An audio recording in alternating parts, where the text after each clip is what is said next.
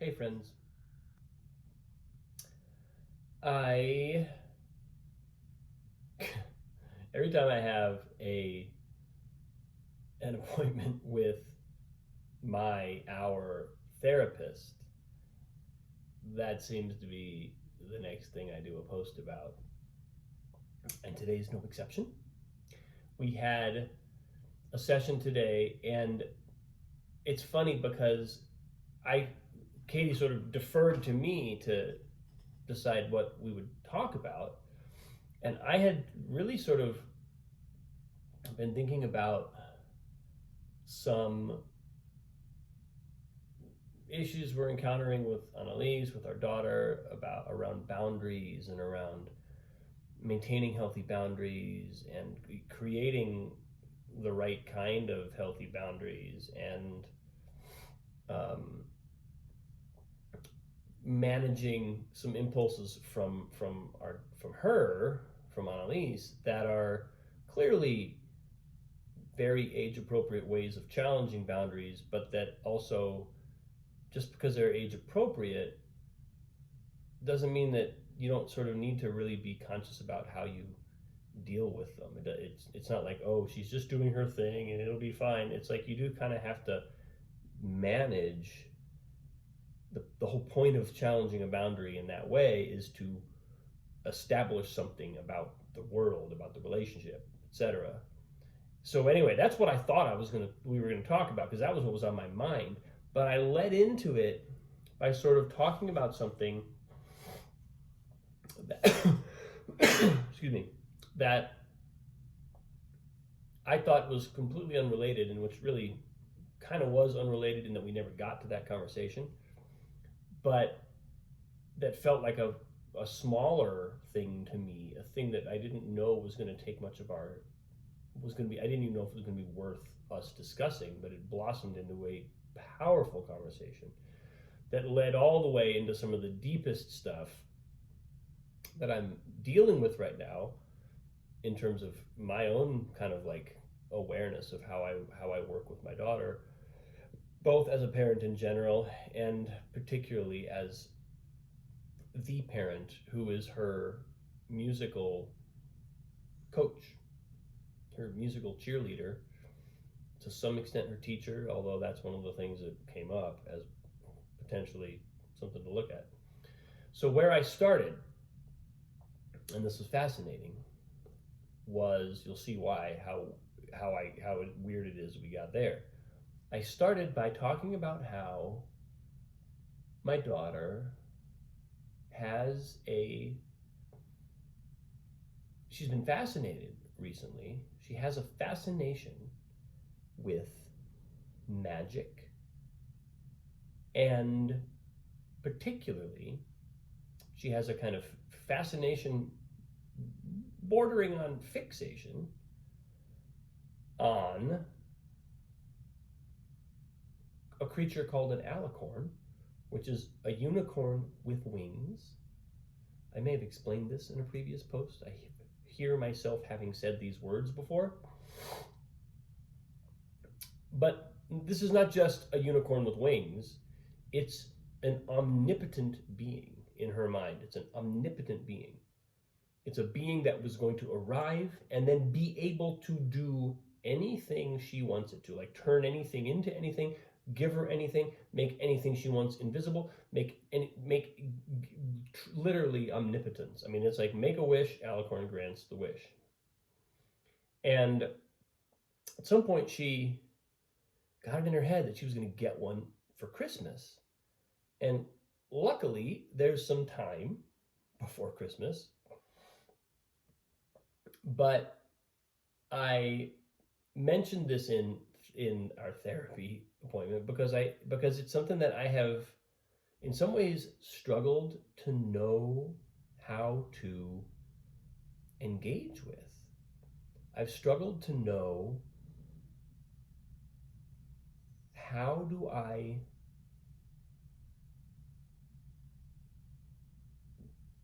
engage with this idea in her head? Because there's part of me as a parent that's like, I just hope she drops the fixation before Christmas, because I don't want her to be bitterly disappointed when I can't conjure into being a live, full-sized horse with wings and a horn that can magically make anything happen.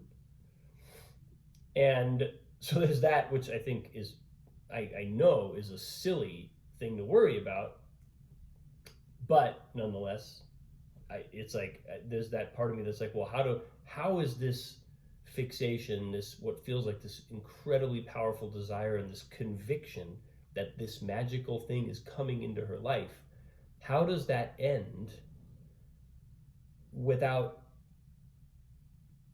feeling crushingly disappointing or like being left adrift or abandoned by a magical creature, right? None of which are things I'm worried about right now, but that I have worried about in the process of this experience of talking about it with her. So I brought this up, and then I kind of framed it as, I know that she's in the phase of her cognitive development, which you could describe as the magical thinking phase. And magical thinking does not mean that you're necessarily talking about magic, thinking about witches and wizards and alicorns all day. It just means cause and effect are not synced up in the way that they are for human beings who are rational. We know causes have effects, and we know that there are reasons for those effects. And there's a period of cognitive development before all those pennies drop and all those connections are made, when effects are not understood to be the product of causes. They're just things that happen.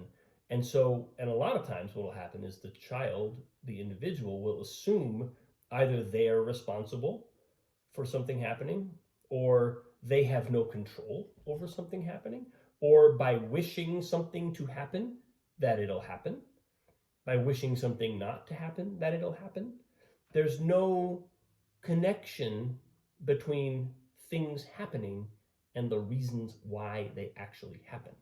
So all those connections are kind of magical. It's might as well be magic. The mechanics of being might as well be magic at that level of cognitive development. And I kind of breathed a little easier when I realized that, because I was like, okay, we're smack dab in the middle of that phase. She's actually transposed it to a level where she is thinking literally about a magical being, and she's employed this magical being as someone that she can rely on to assert her will over the world. So she may not have the power to magically make something happen, but she is capable of envisioning a being that does have that omnipotent power, and she can be very specific. There's rules to this world. There's a logic to this totally made up world, and it's not one that she's gotten like from a TV show. This is one that's been invented in her brain. So anyway, I hit our therapist with all this. I'm telling him this, and I'm like wondering whether there's anything for us to deal with, or and then he came back and said, your daughter has an incredibly developed sense of the interpersonal. Her interpersonal line of development is very high. She has already at a very young age created, because most kids, their magical thinking happens by them thinking, if I think this is going to happen, then it's going to happen. I can make it happen by thinking it's going to happen. She's not doing that. She realizes, I don't have the power to make something happen magically, so I'm going to externalize that into a being that does, and there are rules and reasons why this being does have the power, and then that being can do it for me. And he said that represents a certain kind of cognitive differentiation. He said her differentiation seems to have happened very early. And so now she's actually created this being, this like imaginary friend, basically, who leverages the logic of her universe in her favor. But that's, he pointed out that's a step that a lot of times kids at her age have not taken. So from there, we got to talking about how my wife used to read with her, used to be able to help her read, and then at some point she stopped wanting to read with Katie or with anybody else. She used to read with me too. Doesn't want to read with me anymore. And our therapist pointed out, well, she seems like she has figured out there's a degree of perfectionism in her.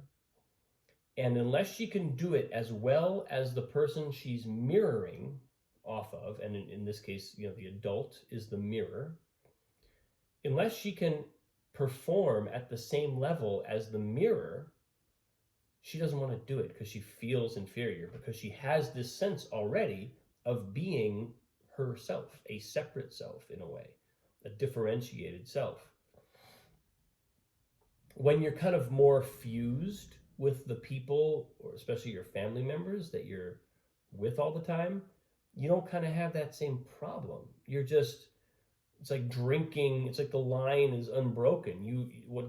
It flows in a little more unimpeded because you're just still kind of connected. It's like the umbilical cord is still there. So we discussed it in that context for a minute, and then I started to realize, as I was listening to Katie talk, and I was like, this is also really relevant to the way that I work with her on music, because she also is going through a phase of, in some ways, really resisting not necessarily my presence around her practice, or even in some ways my help with her practice. She's resisting my teaching her music. And this is what Paulo pointed out. He said, if you are the authority, you have to think of it like this. Here's the child.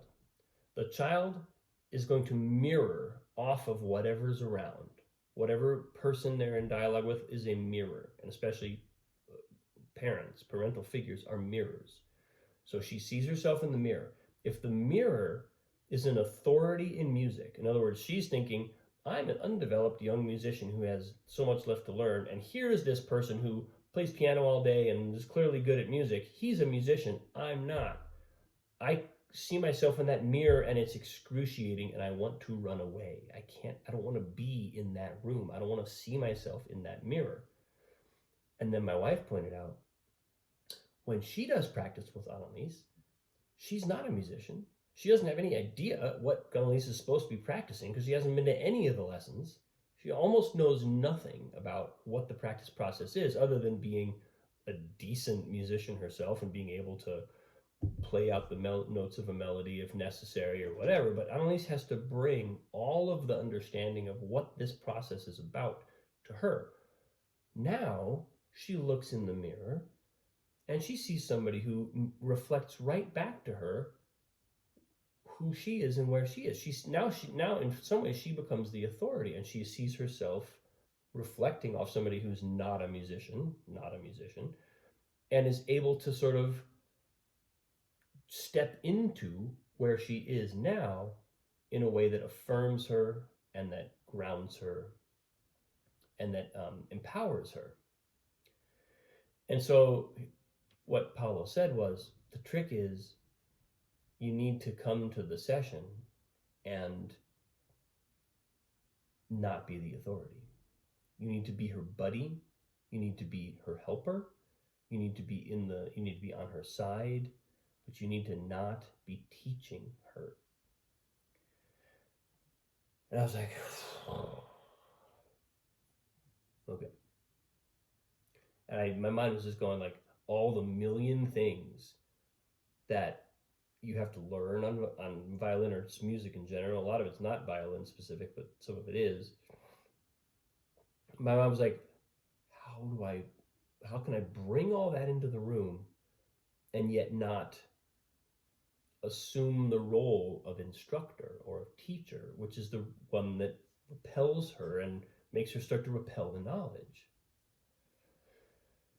And I realized, I'm not a violinist. And the other day, I picked up her little tiny violin, and granted, it's too small for me, but I just was like, what would it even feel like to play one of her songs? Forget it. You gave me a properly sized violin, it would take me a year to get to where she is. Maybe not quite. It would take me a long time, and I would have to work from fundamentals just like she did. I'd have to work all the little fundamentals to get to where to play the way she plays. I couldn't hold a candle to her today. And I said that, and my therapist said, that's what you need to bring into the room. Bring that into the room. Because if you bring that into the room, now she is the violinist, not you. And you might be the musician, you might be the father, you might be the pianist, you might have all kinds of other things. But you're not the teacher. You're helping her be a better violinist. So I sat down for practice today. I said, hey, Sweet Pea. I just said, I want to talk to you about something before we start. I said, am I a violinist? And I saw her face kind of go, light up. She said, no. I said, no, you're right, I'm not. I told her the story about trying to play her violin and how I couldn't do it. And I said, what does that mean? She said, it means I know more about violin. I said, that's right. And about practice. I know more about practice. I said, you do. You know more about practicing violin than I do. Because I don't practice violin. I sit here and help you practice violin, but I don't practice violin. And from that moment, we had the most focused, unbroken, not a single, well, is that true? There was still some resistance in the middle when I wanted to get her to do like the same thing over and over, which is what kids hate to do. So I can't say there was no resistance at all, but it was like we did in 30 or 40 minutes what it often takes us much longer to do. And it was effective, efficient, just unbroken focus. It was just remarkable. And I was like, okay, thank God. That's, I'm way too experienced now to ever think that I've got the silver bullet that's going to make it all go great tomorrow morning when we start up again. God only knows. But a change in my fundamental posture, my awareness of making a change in my fundamental posture feels like a big shift for me and a big shift for her, and it unlocked a kind of relationship that really did feel a bit unprecedented. It felt new. It felt like we made a new agreement about how this all works. And again, we'll see how it continues, but it gives me really something it's almost like something that I can fall back on or ideally I will recall this in every moment. But certainly if I'm starting from that place, it frames the process in a completely different way. And at least today, it created a thoroughly different culture of interaction. And it was very exciting. So, from alicorns and magical thinking to I am not a violinist and why that's a great thing, there's a lot that happened. I hope you can see how it ties together and what a shift that can mean. And so then the only kind of like coda to that recognition was, if I can get this right, if I can find my own proper position from which to support her, I will have also discovered the posture that I need to take towards many things in my own life where I know I need to make a change. I know I need to develop. I know I need to learn something and apply myself in a certain direction. And it's intellectually and cognitively blindingly obvious to me. And yet, for whatever reason, there's a block in my psyche where I just won't go there. And I can go back through my life and look at places where that has stymied me and stunted me and kind of blocked avenues that felt like, why can't I just go down this road that feels so right, or, but it's I think it's because that that sense of being mirrored by something that I can't quite look at. I can't face my own reflection. If I can learn how that works in relation to someone who's so sensitive to that and who's so just, I mean, like a Jedi at picking up on what I'm reflecting. It's like every photon I reflect, she picks up on. There's nothing gets missed. And if it somehow, in adjusting my own presence in that context, I'm also adjusting my own capacity to reflect to myself and to give my own self a chance to try things, to be where I am, to make movement, to see myself in a way that allows me to go the direction I need to go, instead of being stuck, instead of being in resistance to the thing I'm desperate to learn. There's nothing more excruciating than being trapped in resistance to the thing that you most heartfully want to do, want to see, want to experience, want to pursue. So my daughter is teaching me how to teach her, how to help her, not how to teach, not teach her, and also how to help myself. So kind of a big day. When I said this COVID was a threshold, this is what it feels like to walk through that threshold. This is what it feels like on day 2, to be moving into a different awareness. Thanks for watching. I appreciate you. Have a wonderful day. I'll see you soon.